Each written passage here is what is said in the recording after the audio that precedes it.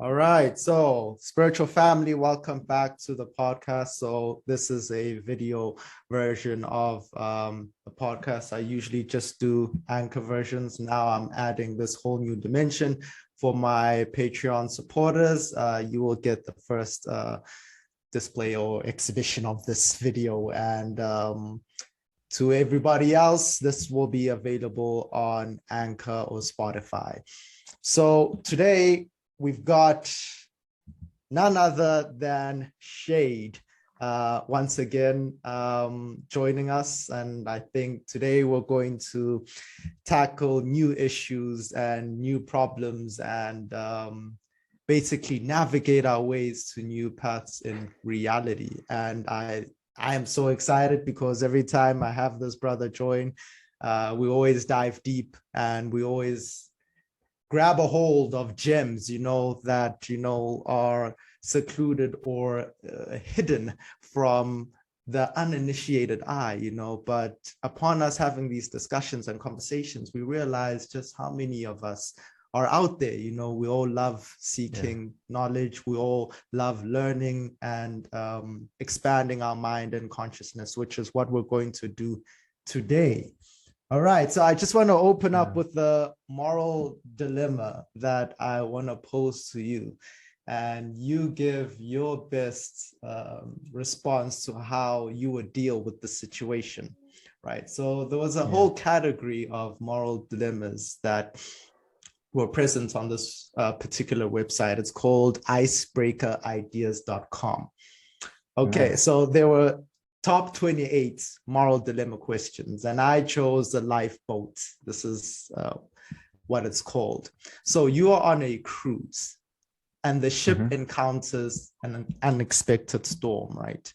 So the storm continues to rage, and eventually you and the other passengers are told you must head to the lifeboats and abandon the ship. So ship is all bad now. So as people begin to line up, you realize some lines have fewer people. Some have families, and some seem to have younger and single people. You are strong and capable, right?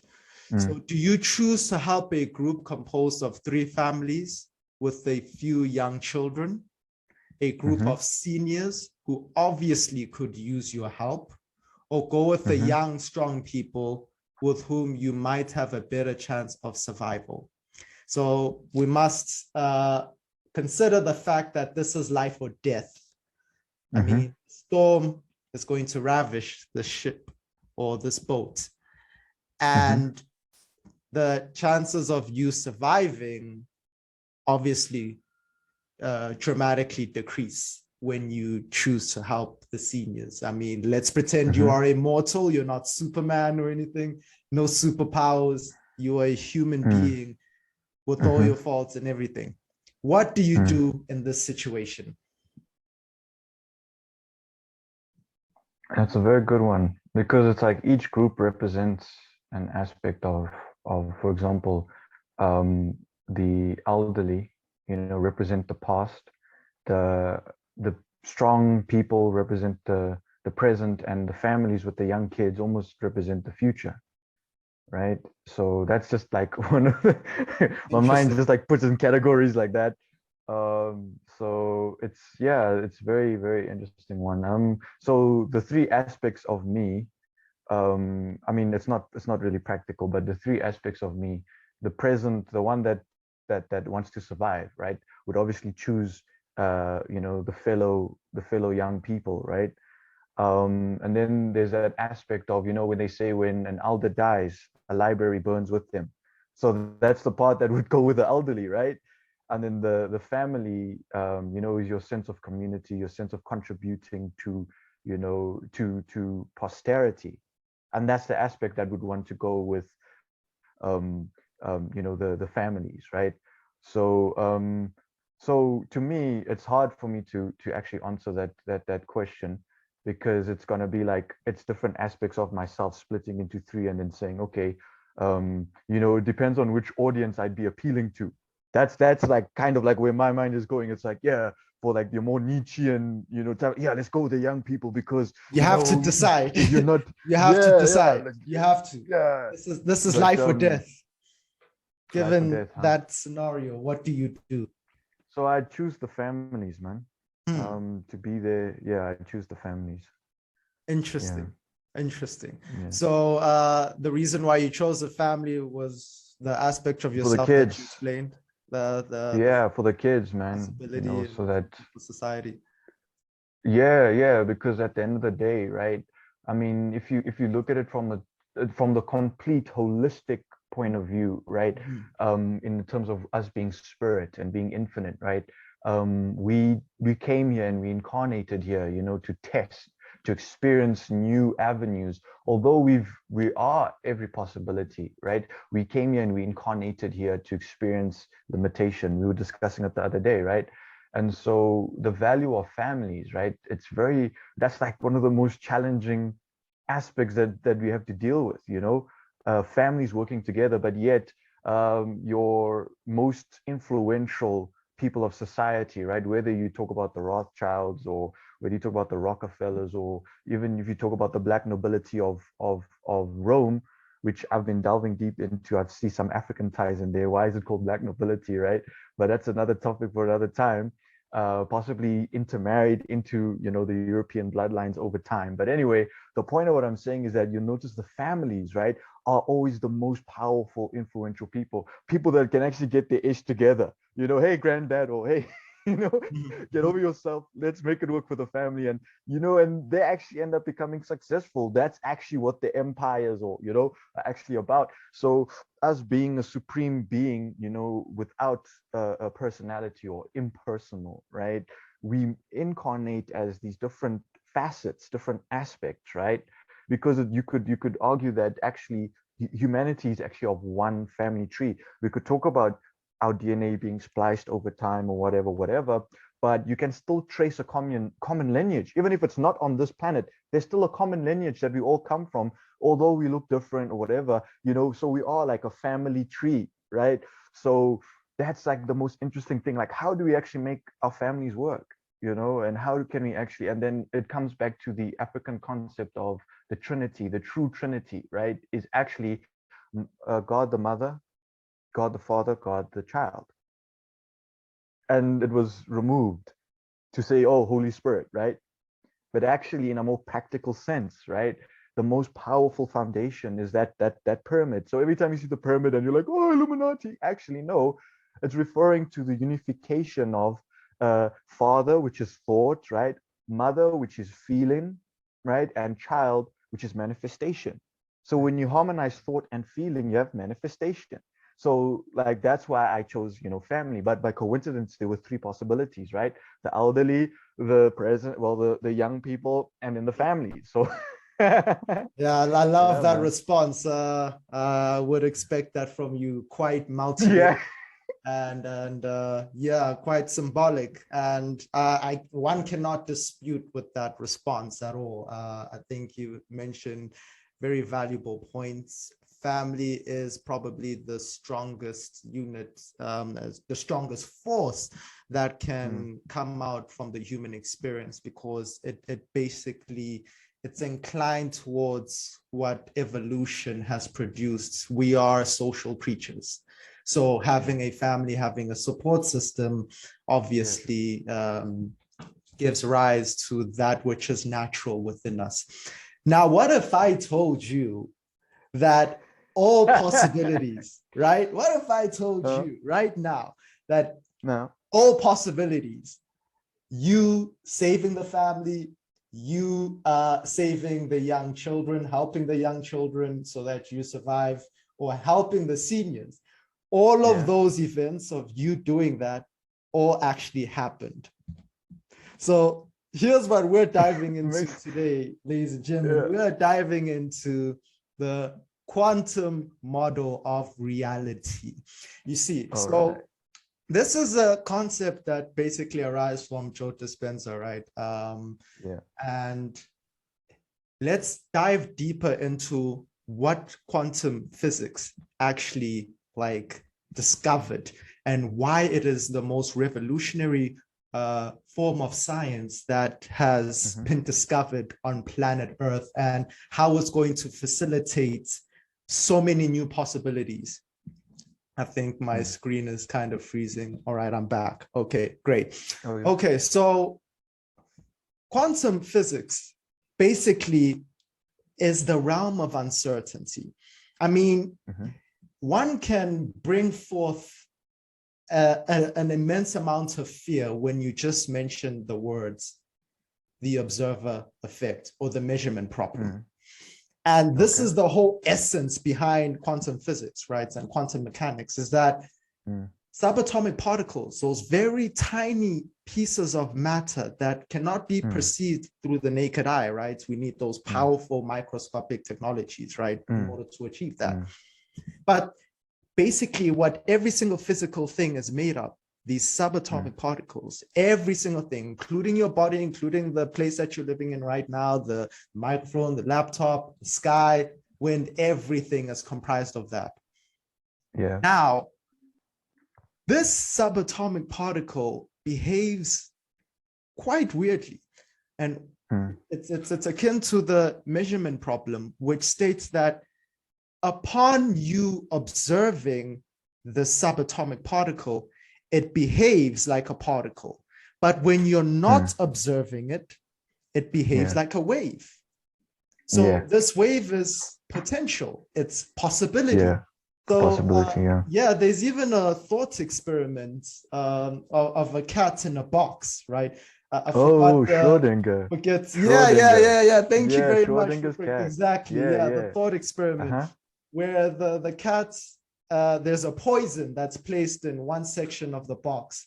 And in quantum physics, it's known that the cat was both poisoned and killed and also still alive and well simultaneously, until you open the observer to make an observation to see what's going on. So essentially, what we're realizing is that the mind and physical matter have a close relationship. There is a connection that mind has on matter. I would like for you to expound on that idea just a little bit, as to what you discovered in quantum physics and what influence it will play in our near future. Okay, well, that's amazing, man. When you spoke about the observer's effect, right? So when you observe something, you're measuring it, right? Anything you look at, you're measuring it by the distance that it is from you, isn't it? Right? So an object that you observing, see the word ob and object, observe, right? Objective. As for you to grab that object, right? The measurement is even your hand, depending on how far it is from you, isn't it? Right? So that has to make it solid so that the frequency of your hand and the object become one, so that you can then manipulate it. The word manipulation comes from manus, which means hand in Greek, right? So that being said, when you interacting with that object, right, you're using matter on matter. I think Joe Dispenza talks about that, right? Matter on matter. So your hand is touching that object, right? And if your perception is not too good, you'd miss the object, isn't it? So the better your perception of that object is, the better chances you are of grabbing it and being able to manipulate it or move it around, right? So that's, I'm keeping it, so that's in the more practical sense. But now, in the dream world, right? The dream world is actually, when you spoke about the observer's effect, I immediately thought of the dream world. Now, in the dream world, you can do that depending on the quality of your concentration within the dream, right? So your concentration is basically allowing that experience within the dream of being able to touch an object and feel it, right? In the dream.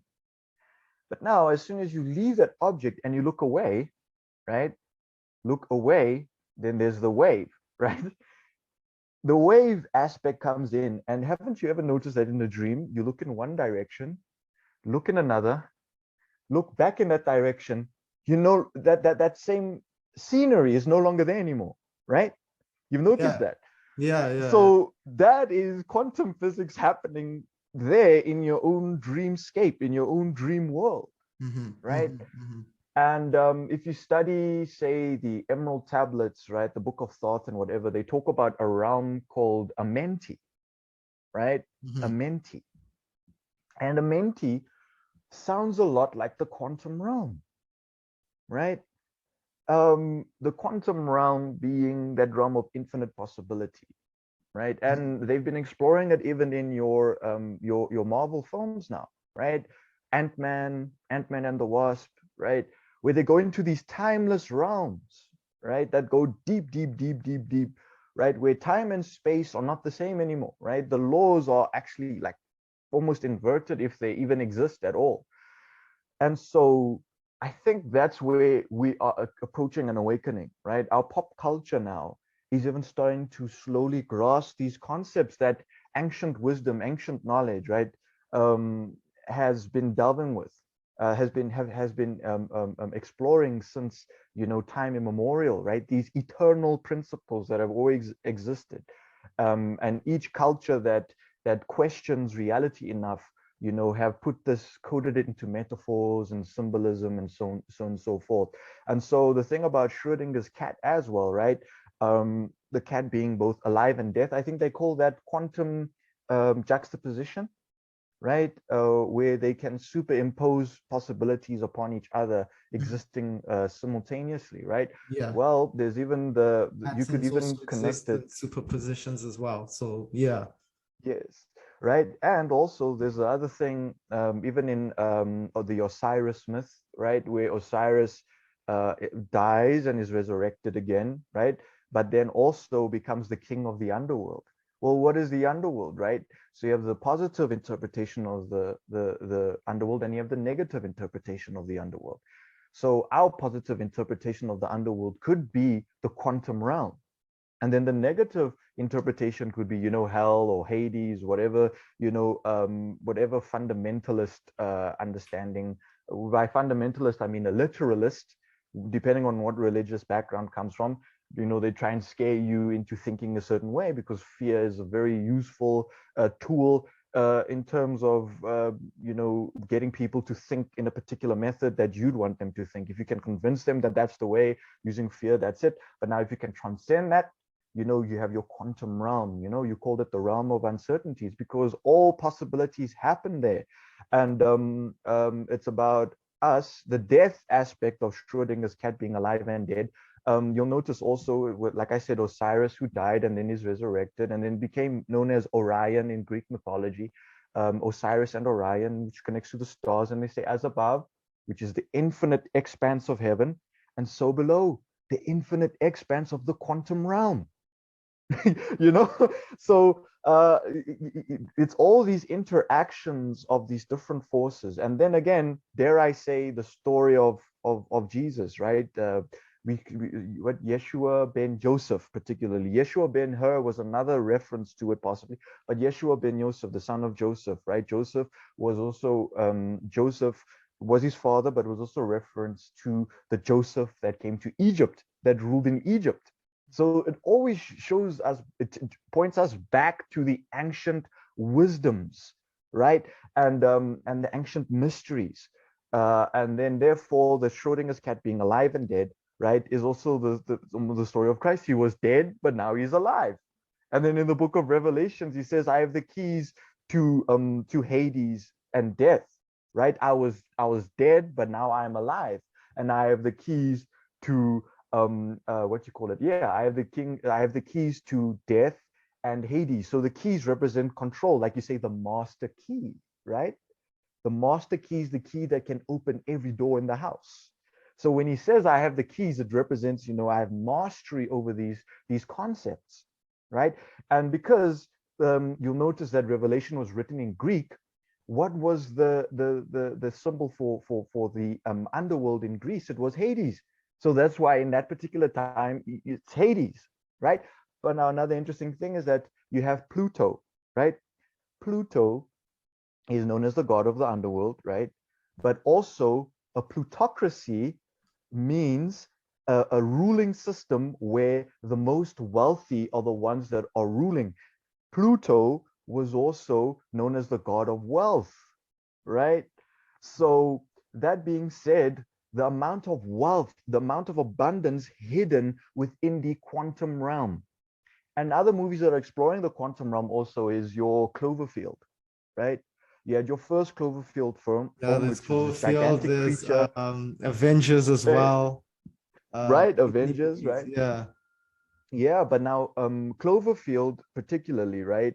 I mean, you have your four-leaf clover, which is a reference to the cross, which is a reference to the Ankh as well, right? The Ankh being a reference to the womb, right? Which is infinite possibility of manifestation, right? Which is suspected that even connects to E equals MC square, right? But that being said, the Cloverfield, it's first a creature that comes from the abyss. So that symbolizes our fear of the quantum realm, our fear of uncertainty, right? Until you Which is what familiarize I wanted yourself. to get into Okay. right now. Exactly. So Yes. you actually mentioned something with regards to quantum physics in terms of how Yeah. it behaves in the dream realm. So we see more Yeah. evidence of it, more clear, definite evidence of it in the dream realm. But Joe Dispenza had countless discussions with quantum physicists about this whole idea, sipping on martinis. That's what he said. And they Shaken, not basically, stirred.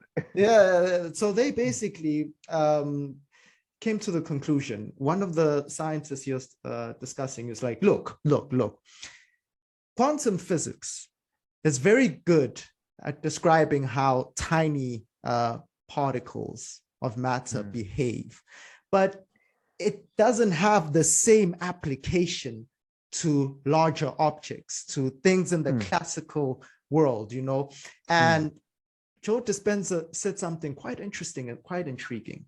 He was like, perhaps we're poor observers. Perhaps there is an effect, but we're actually poor observers. We're not looking correctly. And it got me to the point, right, where I realized that every single one of us, it's not even egoic realization. This is a realization that's been realized for millennia, like ancient tribes and traditions and religions all mention this whole truth in their own particular way. But the best rendition, the best explanation for me, or the best description of reality is almost like a simulation, like even the movie The Matrix has a similar explanation for what this world actually is, if we're looking at it in terms of mathematical codes and patterns, and also how they discovered that when you look at the formulas that govern the subatomic world,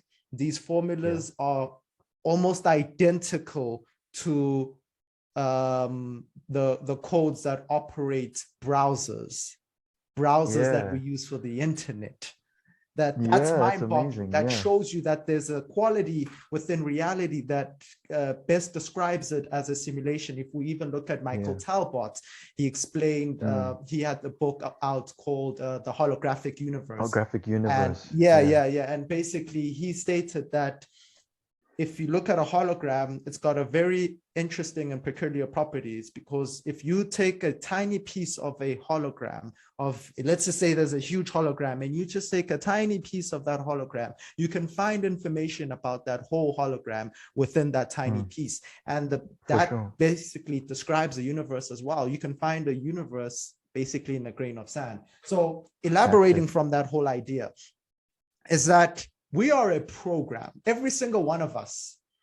We are, in order for us to jack into the simulation, this reality, we have to operate through a program.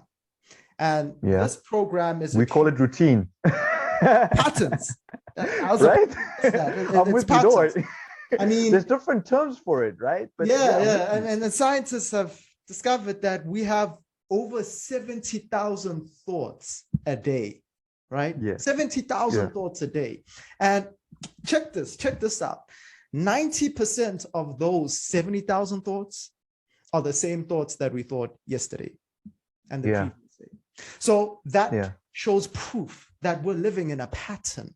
We're living in some kind of program. You know, the mind has two layers, right? It's got a conscious and the subconscious. So the subconscious deals with the things that you don't need to pay much attention to, so that your conscious attention can deal with the things in your immediate environment, right? Because the brain is not designed to make you happy. The brain is not designed to make you experience love. The brain is designed to help you survive.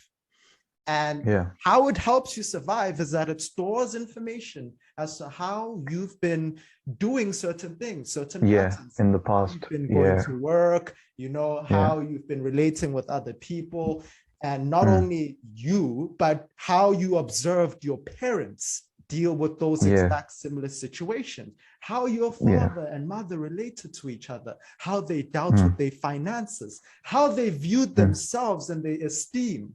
You know, you are absorbing that like a sponge. I feel like when we're adolescents, we're so impressionable, right? The mind is so impressionable.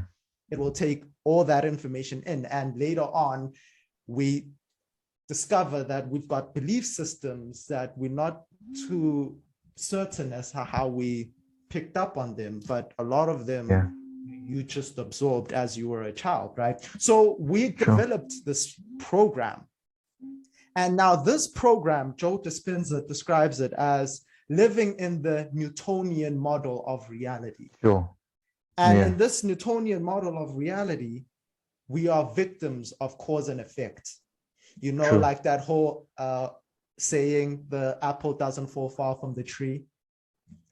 So, that's a reference to Newton as well, because of apple fell in his head. Right? Exactly. You know, so it's like, we are nothing but the result of the past, you know, and we are caught in this infinite loop, in this infinite cycle. The ancients would call it karma, right? But, you know, now in this new model of looking at reality from the quantum model, right? We're no longer living through being a victim of the past. We're no longer being caused by stimuli to have a certain effect. You know, we're no longer reliant on the external to produce a cause. You know, most people want to make a change, right? Or they want, let's just say, abundance. They want a new job, though they want a new relationship, and they're waiting for something external to happen. That's the old Newtonian model of reality, of waiting on something to create an effect. But now in this new model, now we cause the effect in the here and now. So we're no longer relying on something external. Now we're causing that effect. And now Joe Dispenza put it so poetically when he was like, you are now no longer being a record of the past, but now your brain is a map. It's a vision to the future. So the brain is either being propelled to the future or it's being pulled back by the past. So in being propelled to the future, the brain has an image of what reality it desires. Could be. The possibility. The possibility. You know, and then the past is how it happened. So most people are looking to the future, you know, anticipating the future based on still running on the previous model. You know, the linear predictable way. But now we're stepping into the realm of uncertainty. We're stepping into the realm of uncertainty.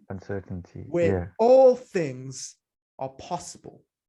But the program, I even akin it to how the Matrix described this whole scenario, that when you operate with the program, the simulation reflects a life that is in resonance with that program, right? It's even found in the reticular activating system within the brain. That your brain will literally filter out information in the external world that is in accordance to your value system. Anything That's it, yeah. that is outside of those value systems, the logos, it deletes, it discards. It's basically invisible to you, right? So yeah. So it's just crazy how now the simulation is in resonance with your program. So now when you try and make an adjustment to that program, when you try and adopt a new program, what does a simulation do? There's one thing that the simulation does, and it's very well described in the Matrix movie, is that it will hijack the closest person within your environment, whether it be your mother, whether it be your father, whether it be your husband, your wife, your friend, your business colleague, it matters not. They will try and refigure and configure you back into that same program. So tell me, what is your experience of that phenomenon of having a program? I mean, having belief systems. I mean, being a part of the spiritual community, we all know very well what belief systems are and how they've hindered us in terms of expressing our fullest potential. Now, tell me what you've discovered on that road with regards to programs and how reality responds to a program, and how, additionally, you can end it off with this part, how we can change the program. I think I'll add on that right after you. Okay. Yeah, man, that was a very, very amazing, comparison, using the Matrix as an allegory for how reality unfolds itself in particular patterns, and we call them programs, right? And yeah, man, the thing is, it was also interesting, like how you brought in the agent, right? How the agent will hijack the nearest, the nearest person in your proximity to, to force you to assimilate back into, the past or whatever, right? But also at the same time, once you've really let go of your previous identity, right, and really tapped into that source of infinite potential that you truly are, the universe hijacks also the nearest. That was the other part that I was going to mention. Right? Precisely. Oh, okay. The simulation. So then I won't go too much deep into that. But it's like, and you'll notice it's never too far, right? The apple doesn't fall far from the tree. It's never too far. It's right under your nose, right? The universe will always use the most efficient and even, for lack of a better word that comes to my head right now, the most convenient method of manifesting that state of being that you'd like to be in. And each manifestation, like you said, right, you're basically talking about second causes, right? So there's no such a thing as a second cause, right? There's only the effects of the first cause. Now, when you go into the subatomic realm or the quantum realm operates mostly in waves, right? But manifests itself through particles once they've solidified, okay? Solidified on account of certain conditions being met, okay? One condition being an observer. One condition, an observer, right? And then it's called the standing wave, right? Which is paradoxical, because to stand means to be stationary, and a wave is something in motion. So, right? So the standing wave is a bit of a paradoxical, yet, right? But yet it's a reconciling aspect. So, Dr. Joe Dispenza mentions, if you desire to connect to that aspect of yourself, right? In the morning when you wake up, just say, hey, show me something new today. Show me that next level, that next aspect. So I tried it. And then you tried this. Boom, okay, yeah. I tried it, right? And that same day, I went to the gym, and then my coach was like, hey, man, my son's coming in from Germany, right? I need you to fill in for me on these days, this, that. And look, I'll pay you extra. I'll pay you this amount for that and that and that. All right. And then after that, he speaks to someone else about something else, and that person couldn't make it. So he comes back to me. He's like, listen, we already arranged the schedule, right? But I also need you on these days, da, da, da, and I'll pay you also for this and that and that. On the And same then day, boom, all in the same day. yeah, all in the same day. And I just Ladies and spoke to the gentlemen, source within me. You could that call is it, you know, living in the Christ. You could quantum call it realm Allah. You could call it. It's in possibility. you, right? That is And living in Dr. the Joe quantum Dispenza possibility. said, you understand? And all it is asking for something new from within you. That's all it is. It's that simple, right? And something new is uncertainty converted into your favor, Hmm. right? Something Alan Watts novel, said something right? similar to that. Yeah. You're right. So that exactly is it, right? And another interesting about simulation, right? Simulation also means connects to the word simultaneous, right? So to happen together, right? Mhm. So this reality being a simulation, it means that there are certain programs that are working together, Mhm. right? Sunrise, sunset, right? You have the moon, right? It's full and then it wanes. And then it has certain impact, a certain impact over the world around us, right? You'll notice that in gardening, right? The best time to pluck the roots out, to pluck to transplant a plant, depending on what plant it is, there's always an exception, is at the full moon, right? And there's certain time, depending on the moon, to put your seeds in, right? And there's a certain time with the moon, and you'll notice ancient cultures, right? They had lunar calendars, right? Even in Islam, Ramadan corresponds with the moon, right? That's why in Islam you'll notice it's the moon symbol with the star. You'll notice a lot of the religions, they have celestial bodies as their symbols, right? Because they noticed that certain key events, can you hear me? Can you hear me? Testing, testing, 1, 2, 3. Testing, Yeah. testing, 1, 2, 3.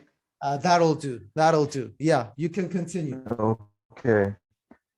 All right. Initially, what I was saying in a nutshell is how a lot of the spiritual traditions, particularly religions, you'll notice that there's a reference to celestial bodies, right? The objects, the heavenly objects, okay? And that certain holy days, right, or holidays coincide with certain seasons. And these seasons are basically a reflection of the simulation. The simulation being a connection of different forces interacting and giving certain manifestations at different times. So we call them the laws of nature. And the laws of nature is essentially what scientists study. But a lot of scientists do not study it as one interconnected field. You know, they try and dissect it, and they try and cut it up and try and see, okay, what is this? And then they sever it from the rest of it. And then you can see it even in our pharmaceuticals, where they just isolate one active ingredient, and then, you know, they give it to us. And then, you know, I don't know if it's placebo or what, we end up getting quote unquote healed by that particular thing. But actually, when you eat the natural aspect of it, the source where it initially comes from, it could be a carrot, or it could be, you know, an apple, or it could be, you know, depending on how organic it is, right? Then you'll notice that there's more of a holistic healing that takes place. And that being said, it's because of that particular fruit being a microcosm of a bigger system, right? And when you consume that particular plant or fruit, or, you know, you then create that ecosystem within yourself, and whatever malady you happen to have is healed by restabilizing, creating an equilibrium within, because an illness is basically an excess of something or deficiency of something. But once you can consume a holistic a meal, a hearty meal, right? Hearty, healthy, whole, right? Then, you know, you're creating that simulation within yourself, right? That process. And that is how healing takes place. So what I'm saying is basically we have that idea of a simulation of an artificial reality or whatever, but then there's also a simulation from the perspective of a sense of divine, or a sense of unified expression, of possibility being expressed. So all those things of understanding the simulation are true, but then there's also that other aspect of it that we also need to look at, that there's actually, a more, there's also a beautiful aspect to it than just this, cyberpunk dystopian Matrix perspective, although the Matrix has a lot of very rich gems in it. Yeah, that's basically what I wanted to say about that. I just want to quote two people. I'll start off with Alan Watts. I was listening to an audio of his, one of his lectures, and he was saying that reality is gorgeous. It is the plenum, the fullness of total joy. It's like when you look up at the stars, you realize that it's like a firework display, which is a great occasion, a celebration. Wow. The universe is a celebration. It is a fireworks show to celebrate that existence is, but nonetheless, the universe itself, the universe that we perceive, is an illusion. Albert Einstein even stated, reality is an illusion, albeit a persistent one. But in order for us to manipulate and interact with this illusion, the simulation, in a way that's favorable, is one key component. And I want to quote Albert Einstein again when he said, and this is going to prelude to this new conversation that we're about to have, when he said, imagination is everything. It is the prelude. It is the preview to life's coming attractions. Now that's something I'd like to jump into right now, because imagination is something, it's a lost art. It's a lost skill. I believe our ancestors were able to dabble in their imagination in somewhat of a spiritual way. I feel when we dabble into our imagination as the normal average individual on this planet, living in this specific timeline right now, usually dabbles into imagination idly to just entertain themselves or to escape their reality. But our ancestors used imagination to modulate the physical world. That is a power that is inherent within imagination. But we're taught, stop imagining when we're children, right? When we're staring at the abyss and we can see that our eyes have steered on to other possibilities. All the time. To other planets, they say, trying to snap us back. Get back to Earth, snap us back, sit straight. I mean, there's value in both. Up, as if there's value in both, but there's value in both, right? But we have to, like you said, you have to cultivate the best of both aspects and marry the two, right? Because now they're calling us back to Earth, and then we're losing our connection with imagination to right? the heavens, it's just strange. How when they assert that we pay attention, we place sternness and rigidness and contraction towards the body, as if attention requires some form of contraction. But that's not the case. But anyway, let us not digress. I just want to get back to the point of imagination as to how the ancients used to use it to modulate reality. And imagination is the key component in interacting with the field, the quantum field, the 0-point field. It's known in neuroscience, right? It's called, this phenomenon is called neuroplasticity. So neuroplasticity is basically the idea behind how your neurological pathways, you've got like millions of neurological pathways, each firing different kinds of neurons at billions of bits of seconds. The brain is known as the most complex organism in our known universe. There's just so much complex Yeah. tasks that is performed by the brain. But one of them By is the being brain, the yeah. neurological pathways. And each pathway represents a belief, an idea, a certain habit, certain And the thought pattern. yeah, thought pattern. Yeah. That. And the beautiful thing about the brain, the beautiful thing about the brain is that those pathways are plastic, they're malleable.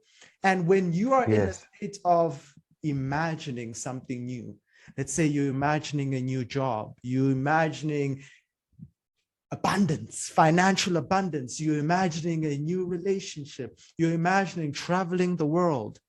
When you are doing that, you are rewiring, you are literally rewiring your pathways to be in resonance with that reality. You are training your body. Your brain is releasing chemicals to train your body to prepare emotionally for that reality. So that is the tool of imagination. But as I was saying, most people tend to use imagination to their own detriment. I mean, how many times has this happened? I mean, this happens to all of us, but it's just how many times are you aware of it? How many times do you just walk on about in the street, you're taking a walk in the park or the streets or wherever the case may be where you might be at, and you just start imagining the worst case scenario? Or you're driving your car and you just imagine yourself just swerving to the left and then bumping somebody else. Yeah. Or you imagine yourself going to work or going to whatever place of activity in which you're contributing to society, and you imagine a negative thing happen before you get there. Yeah. It's like a waste of a waste of the most powerful, the most precious, powerful technology. Commodity, actually. It's the most, like any technology that AI may create in the next 100,000, 10,000 years will never compare to the human imagination. Because you it's where are the technology, we are the exactly. So for me, but now you use it's a lost art. It's a lost skill. But it's waking up, man. It's waking up. It's waking up, right? So it's waking up. Like you and I and our communities are evidence of this whole concept of imagination with regards to you and your own particular life and how you dive in. Because I just want to reiterate that point that when you are in an imaginative state, even a meditative state, you are literally making your pathways more plastic. And when your pathways are aligned in that way, reality behaves differently. You know, it's known that thoughts are the electrical charges and feelings are the magnetic charges. And then when they together, they create the electromagnetic charge that has an influence, a direct influence on how the quantum sea of possibility collapses. Abilities unfold. So basically, this stuff is not just reserved for the dream realm. This is not just reserved for the dream space. It's happening here now. Quantum physics actually happens right here, right now. That's it. We are unfolding. That's it. Max Planck talks about that too, right? Please, he says that everything expand in on reality. Max Planck and expand. Okay, well, it's just one quote, right? That comes to mind. Okay, just expand your understanding of imagination. So Max Planck, power.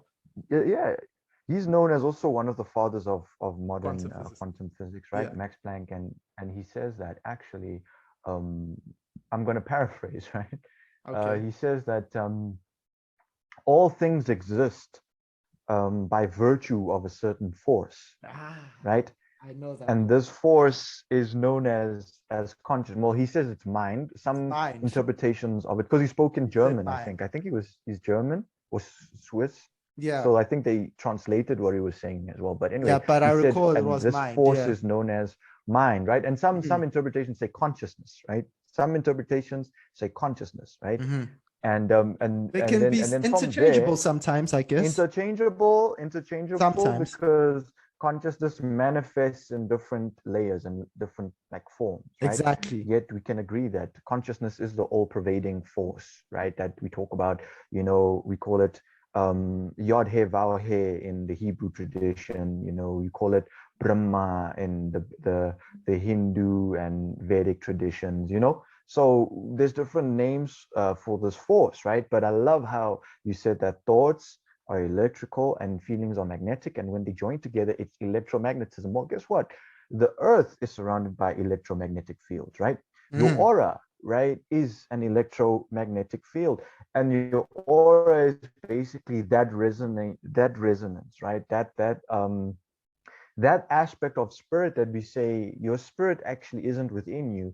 You are actually inside of your spirit, right? So your spirit is that electromagnetic field, right? That electromagnetic field is the unification of masculine, which is electro, and feminine, which is magnetic, right? Because under most circumstances, you know, the women attract the man, right? I know right now gender roles are being switched up. Okay, we know, we understand that, right? That's part of whatever process there is. But come, let's keep it simple, right?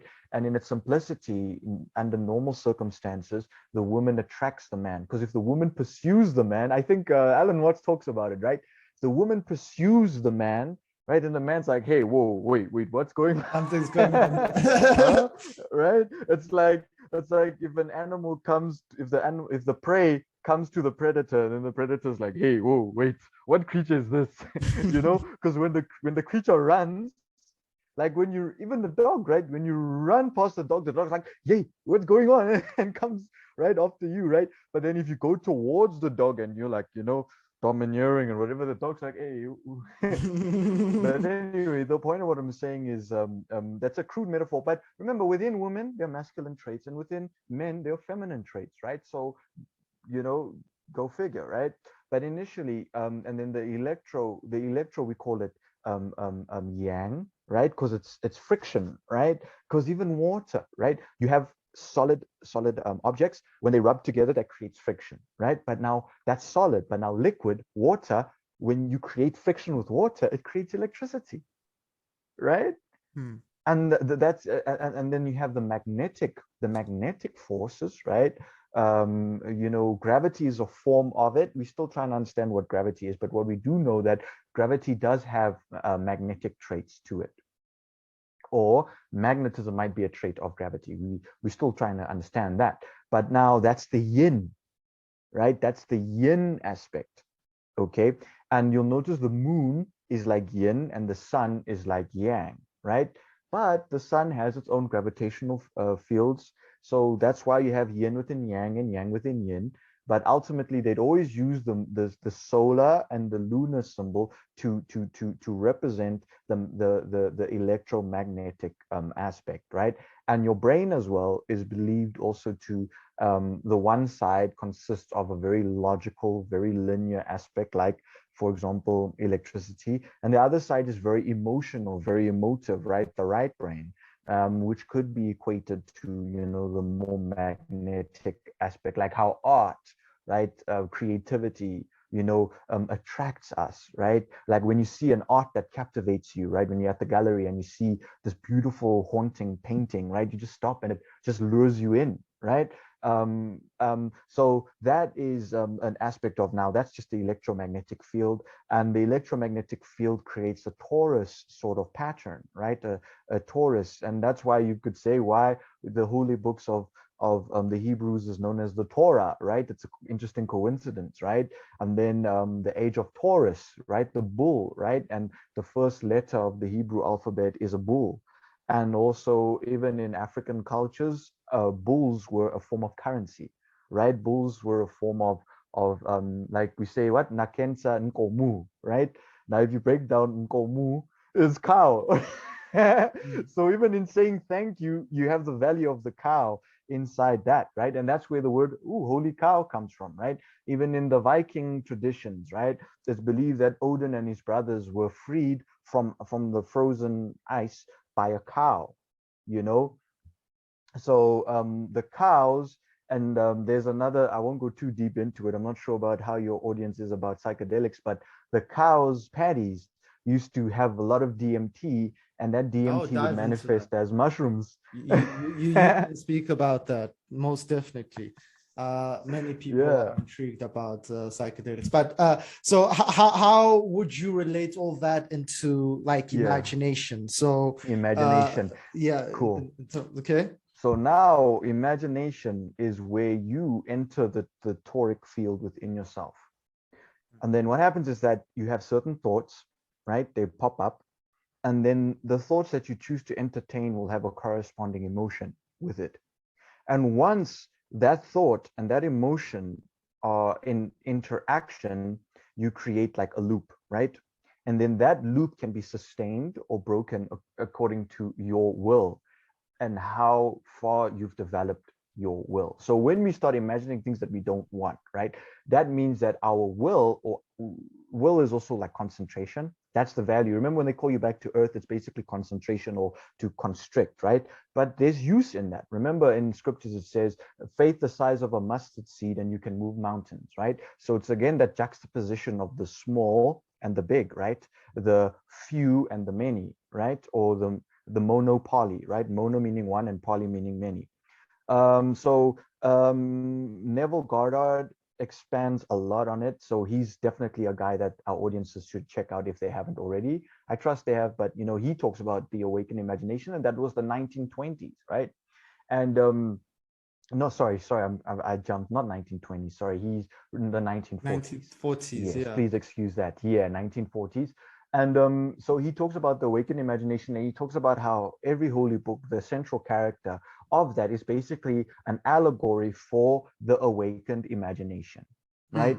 And when you understand that very well and you read the Holy Scriptures will actually make a lot of sense if you can look past the moral aspects, because the moral aspects are just asking you to do good with your imagination, right? Visualize good things with your imagination, right? Love your neighbor as yourself. We call it the golden rule, right? So whenever you visualize a positive outcome for your fellow human being, make sure that it is something that you'd like for yourself, because at the end of the day, we are all one. So yes, and it will materialize. And so because we are all one, we call it karma, whatever, it will come back to you. So whatever, if it's a good imaginative process, it will come back to you, right? And it will, even just as a seed, one seed will give birth to many fruits, right?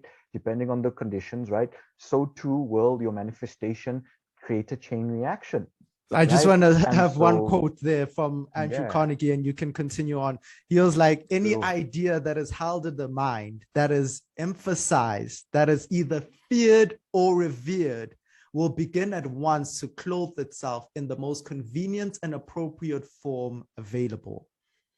I just want to put that out there. I was like, whoa, that's okay. fire, man.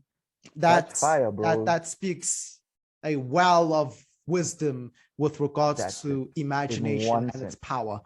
And it's quite intriguing. I would like you to elaborate more on that, because I do recall us conversing about this whole subject with regards to Neville Goddard and his profound effect that he's had on you. But I would just like to expound on that a bit more, and then let you take the lead after that with regards to him. So no problem. It connects very well with a book that I've also read by Maxwell Maltz that's called Cybernetics. Right. Oh, so yeah, okay, yeah. You've heard of the book before, right? I've heard of the book, yeah. As anybody to read that book, please. It will give you a whole new concept and view on self-image. So self-image, how we imagine the self, because our self-image is the thought we have of self, how we imagine self to be. You get me? So in developing a self-image, that self-image then attracts, right, things of that nature, things that are vibrationally aligned with that self-image. That's it. Right? So if we hold a new image of self, not only does self change in the world, but even on a physical level. Joe Dispenza actually did an experiment where they tested how people, how their bodies were behaving with regards to different kinds of emotional states. So a person under stress, anxiety, worry became more matter. They became more physical. Yeah, dense. They became more dense. And Yeah, then yeah, when yeah. they adopted love, compassion, happiness, joy, ecstasy, they became more energy than matter. Think about that. So now, when you are in that higher vibration, that higher frequency, when you've adopted mental images, when you're entertaining imagination in a positive way, when you're seeing yourself in a delightful experience, you are at that moment more energy than matter. And matter. Yeah. And in that moment, you are more energy, which means you can influence the quantum field. And the quantum field exists within all of us. You know, I said this once, and I said this once to one person and they denied it. But when I explained it more, I think it made a bit more sense. I was like, the Akashic records are not stored in some great distance in the boundless universe that we have to travel one day and attain that information. No, your body houses the Akashic records. Do you know your body is made of ancient material that predates things existing right now, billions, trillions of years ago. Your body is comprised of that material. So you have the Akashic records already within you. And the Akashic records, along with the quantum field of possibility, exists in your imagination. Your imagination is the tuning down. It's how you tune in to the quantum field of possibility, where every single thing is happening simultaneously. Chayde, would you believe me if I told you right now that there's a reality where you've got 10 million bucks in your account? Right now, as we speak, 2:35 p.m., 2022, 10th of March, there's a reality out there where you have 10 million bucks in your account. Would you believe me if I told you that? Yeah, the thing is, like, I do feel believe that. that. Please identify how that feels. Please identify how that feels. How does that feel? The particles in me just start like buzzing. that is your body indicating to you that that already exists. The body knows no time. The body knows no time. It's only the mind that brings time. The body is always in the psychological present. Exactly. When you imagine something, your body thinks it's already happening now. That's why you get even when you watch a movie. Yeah, when you watch a movie, right? And it's a scary movie, and then there's a jump scare. You know it's a movie, man. You know it's a movie. That slight twitch. There's that slight twitch in reaction to, you know, what's taking place in the movie. You're scared. And your heart rate is accelerating and decelerating according to the pitch and the pace of that particular movie. Although you know for sure it's just acting, right? And why don't we use that? You know, why don't we use that phenomenon to our advantage, right? To the betterment and growth of our lives and the people around us, right? You know, there was this experiment that just amplifies the power of imagination even more, where they took athletes, right? And they attached biofeedback systems to their brains to ascertain what's going on, right? So they had them run laps, physically run laps, and then shoot some hoops, right? And then they studied the biofeedback system to see what was going on within their body and what was going on within the brain. And then the next step, this is what they told them to do. Now, we don't require you to do that all physically. Now we want you guys to sit down and imagine as if you're running up and down the court and shooting the hoops. Guess what they Yeah. found? Guess what the conclusion of this experiment was? That the What? body, the brain, did not know the difference between an imagined experience and when they were actually physically running and doing those physical activities. That is, knowing that information should revolutionize your whole experience about life. Yeah. Because now you're entering a whole new space where you see yourself not just existing in this narrowed down physical body, living in this specific timeline within space and time. Okay, all right. You are literally in a sea of possibility.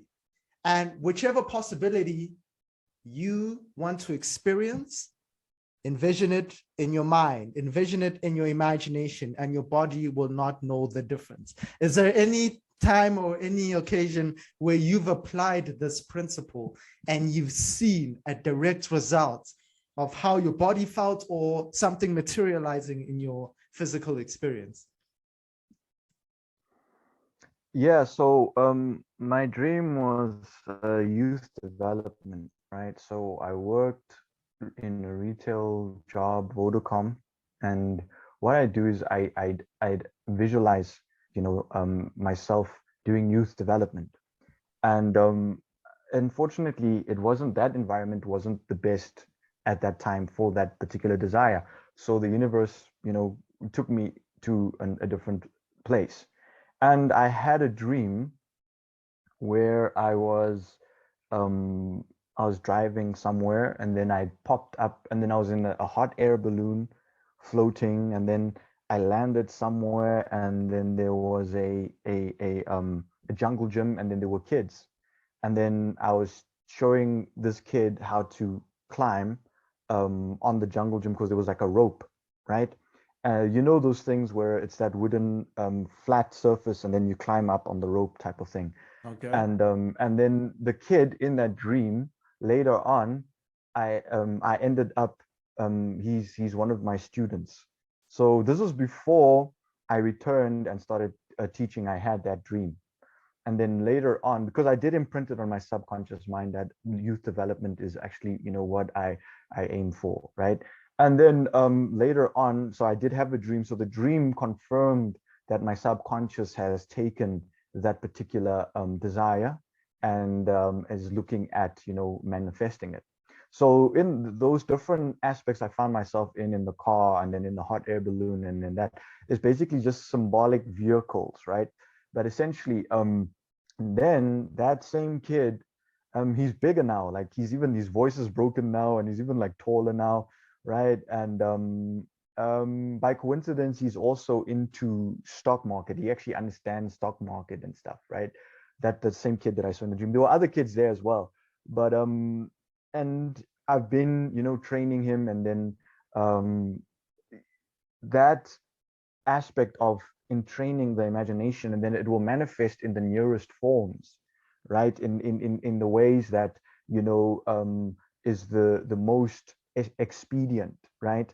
And that's actually how the universe works, right? Sometimes the only delay of manifestation that we have, right, is demanding that the universe manifests in a specific way.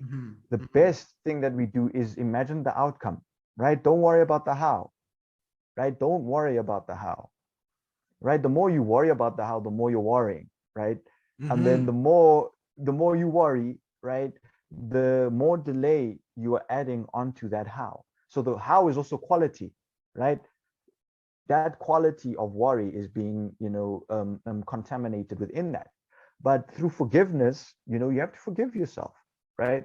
You have to have this sense of compassion for yourself, right? And for all the times that you've imagined in a way that hasn't served you. And another practice that I do that helps me, and every time I get back into that, then things start to flow for me, right? Is that whenever I reimagine, it's called reimagine. Whenever I reimagine a past event that didn't happen according to the way I wanted it to, right? What I do is I train myself to reimagine it in a more positive sort of way. Okay. And So you're eventually, redefining the yeah, past. You're basically redefining the past. exactly. Yeah, in the words of George Orwell, they say, "He who controls the past controls the future." Right? Mhm. So in the George Orwellian thing, they go and then they edit history, they edit the newspapers, and then they send it back so that whoever accesses those archives, they'll only see what was written. You Hmm. see? But now, in a positive sense, remember, we are alchemists, right? We have the ability to look at these things and the negative of the world and say, actually, what universal law is being corrupted here? And how can we heal this law and use it for our benefit and the benefit of those around us? That's alchemy. So, alchemy, in a sense, connecting it, the imagination, the three magi, right? The imagination, the unification of the conscious, subconscious, and superconscious, right? The three magi, frankincense, myrrh, and gold, right? You Please, see can how you it's all allegories expand on pointing the to, superconscious part? I don't think for many. sure. So Uh-huh. many people. So the superconscious is basically the electromagnetic field in its awesome glory, right? It's the electromagnetic field that you find around the planet, you find around Earth, right? You find in the solar system, you find in the galaxy, and it always manifests as a spiral, right? A spiral. That's why spiral spirit, right?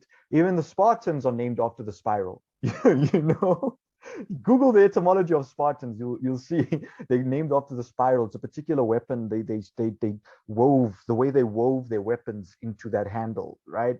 But anyway, spiral, right? You look at the crown, right? So corona actually means crown. So when you alchemize this concept of corona, it actually means crown, right? Which is the highest part of the tree of life as well. Kita. It sounds like also ether, right? That's the super conscious. That's the akashic, right? So the super conscious mind is accessed when the conscious and the subconscious mind are in harmony, right? So the super conscious mind is that which connects you to all things. It's what Dr. Joe Dispenza talks about when you become no one, no Yeah. thing, nowhere, Yes. right? You know, Yeah. those are the three magi, right? Mhm. Identity, right? Place and time, right?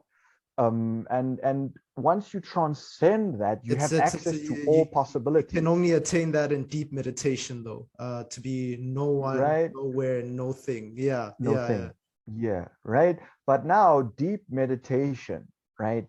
Deep meditation is basically returning to the womb, right?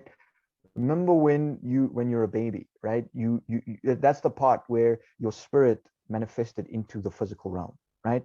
So basically, deep meditation in theory is returning to that essence where there's that perfect stillness, right? It's kind of like when you meditate and then you enter that warm, that deep warm feeling, you see?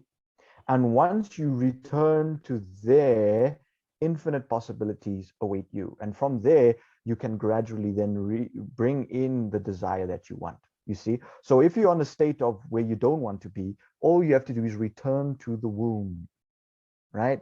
And then from the womb, right, you can then create the desired outcome, right? Womb, a tomb, right? A tomb, atom, right? So when you break it up, a tomb, it can be negative, right? But it also means a tomb, meaning dying to your previous self and being reborn into the womb, that deep meditative state that you were when your body attracted the soul into this existence, right? There's a term that they call it. It's not coming to me right now. But now you can understand why in the Christian spiritual tradition they talk, no, you must be reborn again, right? And why Christ was in the tomb. And then in 3 days, remember, when he was born, it was the three magi. And then when he died, it was 3 days, right? And then you have Jonah, right? Who's in the fish for 3 days as well, right? What does the fish represent? Well, fish is rich in omega, right? What is omega? Omega helps neuroplasticity in your brain, right? So can you see how all these traditions are interlinking to quantum physics and how your imagination influences your world? from the quantum physical standpoint. So once you've returned to the womb, like you said, deep meditation, it's like that deep, nice, warm feeling. Then from there, you feel warm and fuzzy, then you can even you can start to gradually create your desired outcome. Just the end result. That's why I am the alpha and the omega, right? I am the beginning and the end. All you have to do is return to the beginning and then envision the desired end. Don't worry about the how. Right? How now, brown cow? Right? Then again, the cow. See, we go like all the time. Most people are still conditioned to view their life from the senses, from the physical senses. Most people are still enchanted with how things appear physically. You lost your job. That's a physical thing. That's like, that happened now. That's like, I need to deal with that now. So it brings about that anxiety and they lose sight of this truth. So what would you recommend when an individual is on a downward spiral within the physical plane? And we all know how that feels, where everything that can go wrong just goes wrong, and you just in that plane of existence where negativity just seems to be pressuring you down to a constricted purview of reality and possibility. You just don't see as much possibility because of the circumstance or the event. How would you advise somebody to use their imagination in that space? Well, even like yesterday, for example, I was also in a bit of a state myself, and all I did is I just made sure that whatever I had control over, okay, I went and I didn't even eat. I let my stomach just reset itself fast a little bit, and I went to sleep. And when I went to sleep, I just did my best to console myself, okay, and console myself and also forgive myself, right? Just say, you know what, it's okay. Whatever you're going through is part of your process, right? And somehow, some way, you are getting better from this process, okay? And initially, all I did was I didn't particularly use my imagination, but actually, yes, how you would use your imagination would be to just return to the womb, right? Just to clear that. I think that's actually what I was doing. And I just went to go and sleep. And I made sure that as I was falling asleep, right, I was just reconciling, right, and consoling myself, reconsoling and reconciling with myself. And there's a verse in the Bible that talks about that. In fact, Neville Goddard actually mentions it. He says, when you go to bed, right, he's quoting scripture and he's giving an interpretation of it. He says, do not let the sun go down on your anger, right? Blow your top, but don't go to sleep angry, okay?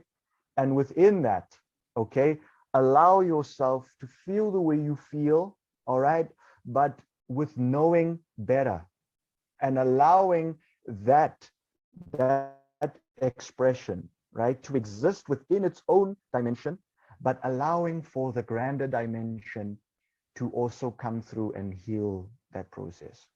It's like a doctor. A doctor has to be objective. Do you understand? A doctor cannot be partial. He has to remain impartial in order to heal the victim, or to heal the person, the patient, right? So in other words, in order to heal the patient within you, you have to be patient with yourself. Right? Nice play. You have to be patient with yourself, right? Yeah. Because in the beginning was the word, right? And so that's what I did, right? I allowed myself to feel how I needed to feel. I blew my top. But before I slept, right, I allowed myself as well through that process, right, to heal, to understand that it's a process of healing. It's a process of becoming whole. For me to value my wholeness, sometimes I have to go through not being whole in order to value being whole.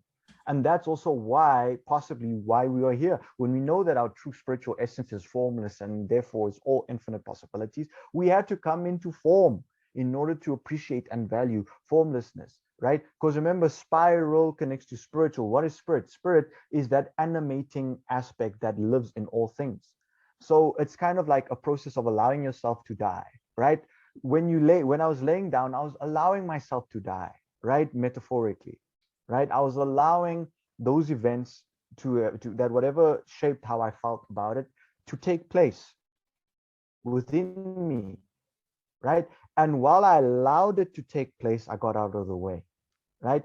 And what happened is that it could no longer feed on me anymore because I'm allowing you, okay, you want to exist, okay, exist, but I'm not going to feed you. You can exist, but I'm not going to feed you. And then its true essence that is at the core of it, whatever is good that has just been corrupted, is then extracted from it.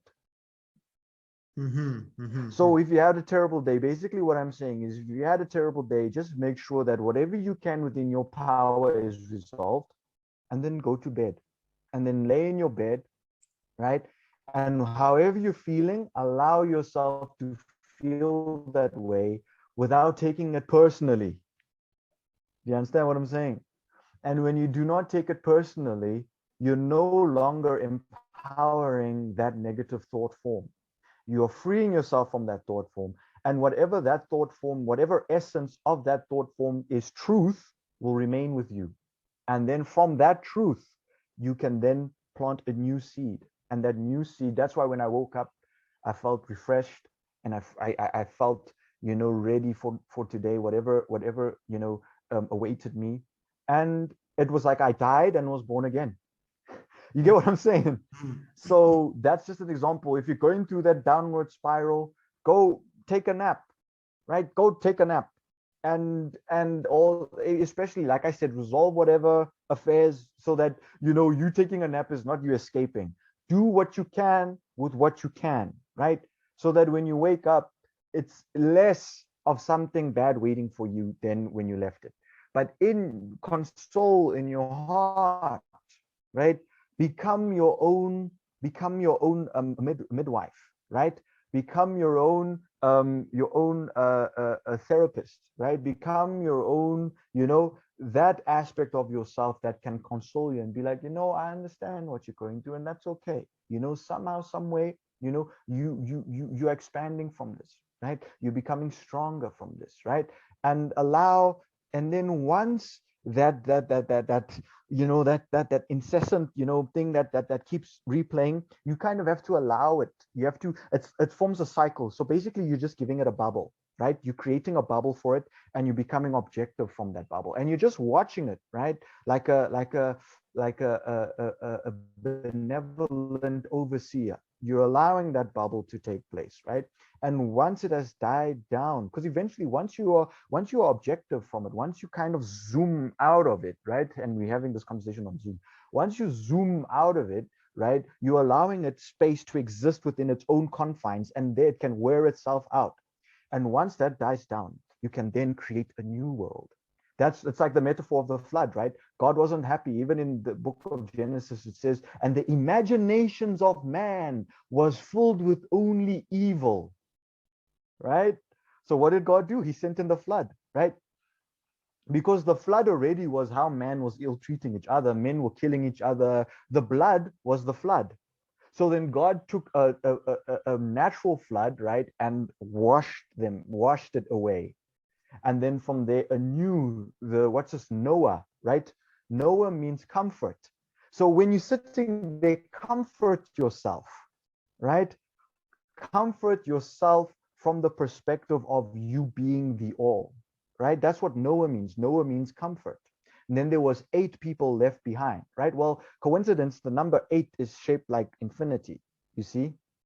The number 8 is the secret number after 7, because God created the world in 7 days, right?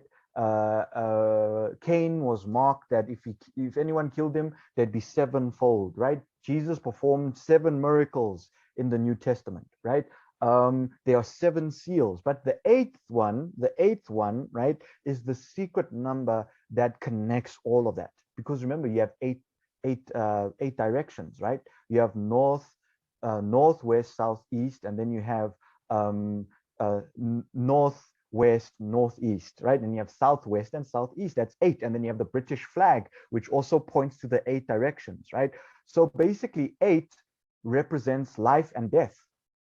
You see, 8 represents life and death in quite a few cultures. On the 8th day in Hebrew tradition, the child is circumcised, which symbolizes a form also of death because it's a losing of an aspect of yourself. But it's symbolic, right? The emphasis is more on the symbol than the actual process. So what you do is the average human requires 8 hours of sleep.